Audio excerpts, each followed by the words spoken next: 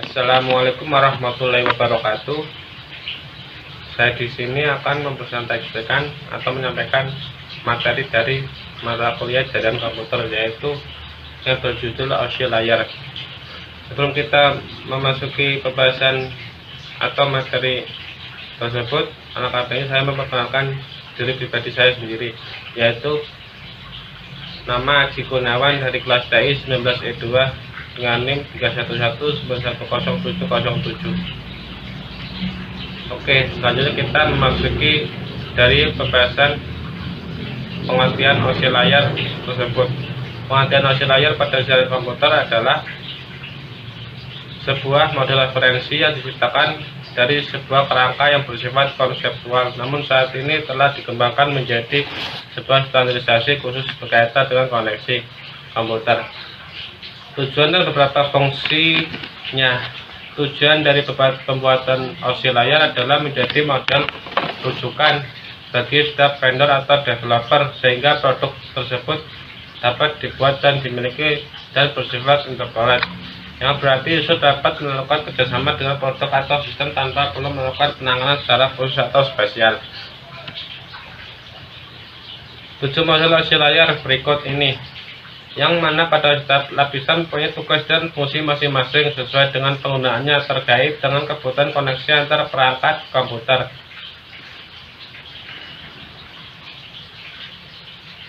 Yang pertama adalah application layer. Application layer tersebut adalah lapisan menjadi pusat atau center terjadi suatu interaksi antara pengguna end user dengan aplikasi yang bekerja menggunakan fungsionalitas sebuah jaringan. Selain itu juga mempunyai fungsi untuk melakukan konfigurasi mengenai bagaimana cara aplikasi dapat bekerja menggunakan resources atau jaringan.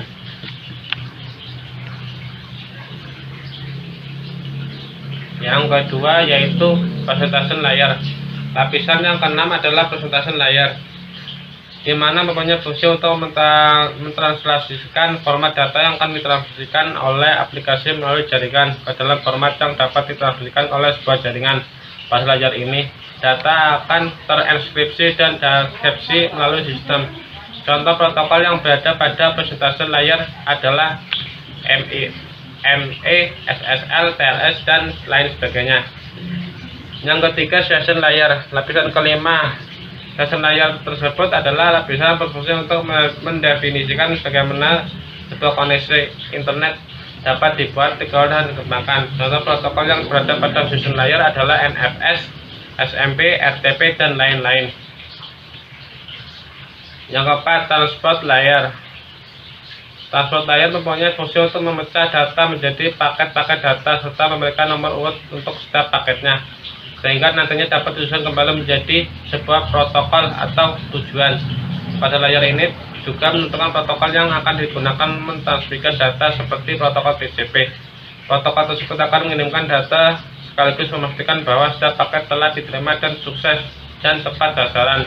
Dan itu juga dapat mentransmisikan ulang terhadap paket yang hilang atau rusak ketika proses pengiriman. Untuk yang kelima yaitu network layer, lapisan ketiga. Tugas dari network layer tersebut adalah membuat header untuk paket yang berisi informasi IP atau internet protokol, baik IP pengirim atau IP tujuan data. Pada suatu kondisi, network layer juga melakukan proses routing melalui internet networking dengan menggunakan bantuan router atau switch pada layar ketiga. Yang keenam, data link layer. Lapisan kedua pada data link layer memiliki tugas untuk menentukan setiap bit data dikelompokkan menjadi format yang disebut dengan frame.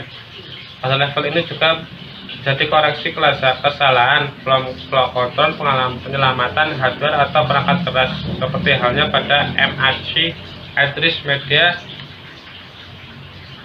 media access control address, serta menentukan bagaimana perangkat jaringan tersebut seperti hub, repeater, brick, dan switch pada layar 2 ini dapat beroperasi dengan benar. Untuk spesifikasi EE802 dapat membagi tingkatan menjadi 2 level, yaitu lapisan media access control MAC atau MAC, dan lapisan logical link control atau LLC. Yang ketujuh, physical layer, lapisan ke-1. Dari model oscillation terakhir, yaitu paling utama adalah physical layer.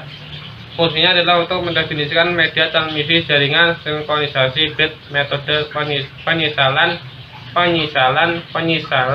serta membangun arsitektur jaringan seperti pengkabelan atau topologi jaringan.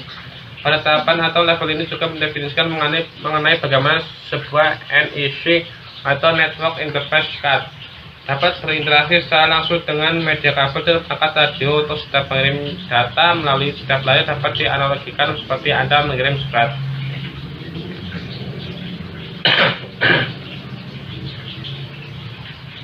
Cara kerja OSI layar. Untuk memahami cara kerja dari OSI layar tersebut, yaitu pertama, aplikasi tersebut akan mengirim data yang dikirim menggunakan kepada perangkat komputer penerima data. Yang kedua, pada presentasi layar terjadi konversi email menjadi sebuah format jaringan. Yang ketiga, pada sesi layar akan membutuhkan sesi perjalanan data sehingga seluruh proses pengiriman data selesai dilaksanakan. Yang keempat, di dalam transport layar, pengirim melakukan pemecahan data. Kemungkinan data tersebut dikumpulkan pada transport layar penerima. Yang kelima, network layer membuat sebuah alamat sehingga dapat menuntut dan mengarahkan data sehingga sampai pada tujuan yang benar. Selanjutnya, di dalam data layar akan dilakukan pembentukan data menjadi bentuk frame serta alamat fisik. Pada lapisan utama, tepatnya physical layer, data akan dikirim melalui medium atau perantara jaringan menuju lapisan transport penerima. Untuk langkah yang terakhir, alur jalannya proses akan terbalik dari physical layer menuju aplikasi layer. Nantinya akan mengarah pada jaringan komputer penerima. Kesimpulan yang bisa ditarik dari pembahasan di atas adalah merupakan OSI layar adalah model referensi yang dikembangkan untuk menciptakan sebuah kerangka yang bersifat konseptual.